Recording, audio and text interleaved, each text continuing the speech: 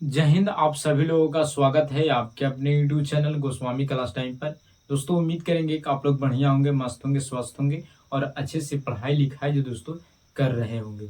तो दोस्तों आज की इस वीडियो में हम लोग क्लास 10th के मैथ का वैसे सब्जेक्टिव क्वेश्चन को दोस्तों हम इस वीडियो में आपको बताने वाले हैं जो आपको फाइनल एग्जाम में दोस्तों पूछे जाएंगे। ठीक है, तो दोस्तों अगर आपका भी एग्जाम 18 फरवरी का है तो आपके लिए वीडियो दोस्तों बहुत ही महत्वपूर्ण है, क्योंकि हम इस वीडियो में वही सवाल को बताएंगे जो आपको फाइनल एग्जाम में पूछे जाएंगे। ठीक है, तो चलिए इस वीडियो को शुरू करते हैं। तो दोस्तों सवाल है कि बिंदुओं इतना और इतना के बीच की दूरी ज्ञात करें। और ये सवाल जो दोस्तों नियामक ज्यामिति से लिया गया है और ऐसे सवाल जो दोस्तों आपको बोर्ड एग्जाम में दोस्तों देखने को जरूर मिलेगा। ठीक है, तो दोस्तों इसलिए आप इस वीडियो को शुरू से अंत तक जरूर बने रहिए। ठीक है, तो चलिए इसको हम लोग हल करते हैं। ठीक है, तो यहाँ पर लिखिएगा सोल्यूशन। ठीक है दोस्तों, कह रहा कि बिंदुओं इतना और इतना के बीच की दूरी ज्ञात करना है। ठीक है, जिससे कि मान लिया जाए कि बिंदु ए है, ये बिंदु बी है। ठीक है, तो मान लीजिए कि ए बिंदु और ये बी बिंदु है। तो ए बिंदु के जो दोस्तों मान दिया गया है -5 और 7 और बी के मान दिया गया है -1 और 3। ठीक है, तो इस ए और बी के बीच की जो दूरी है दोस्तों ये आपको निकाल के बताना है। ठीक है, तो इसको निकालने के लिए दोस्तों हम लोग को एक फार्मूला पता होना चाहिए। ठीक है, तो चलिए हम आपको बताते हैं फार्मूला भी और इसको हल करके भी बताते हैं।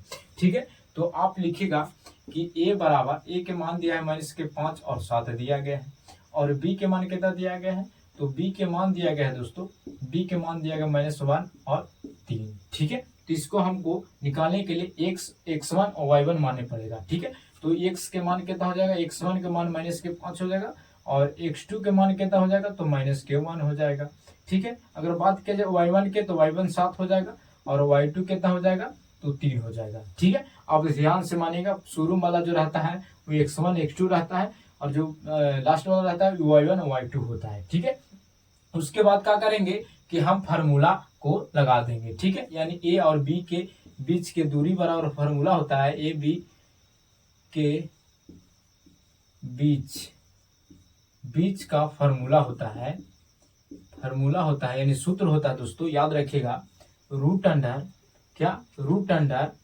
याद रखिएगा root under x1 minus x2 के होल स्क्वायर माइनस के, ठीक है नहीं सॉरी प्लस के y1 माइनस y2 के होल स्क्वायर। ठीक है, ये फार्मूला आप याद रखेगा, x1 माइनस के x2 के होल स्क्वायर प्लस के y1 माइनस y2 के होल स्क्वायर। या अगर ये फार्मूला अगर आप उसे याद नहीं होता है तो एक फार्मूला और होता है, याद रखिएगा कि होता है x2 माइनस के x1 के होल स्क्वायर प्लस के y2 माइनस y1 के होल स्क्वायर। ठीक है, और ये दोनों जो दोस्तों आपको से ऑब्जेक्टिव में पूछे जाएंगे, इसलिए जो दोस्तों हम इस दोनों फार्मूला का जो दोस्तों आपको हम बता दिए, ताकि अगर आपको से ये ऑप्शन में ना रहे ये रहे तो आप घबराइएगा नहीं। ठीक है, चलिए अब इसको जो दोस्तों इस पर जो दोस्तों हम इस मान को बैठा देंगे तो हमको आंसर आ जाएगा।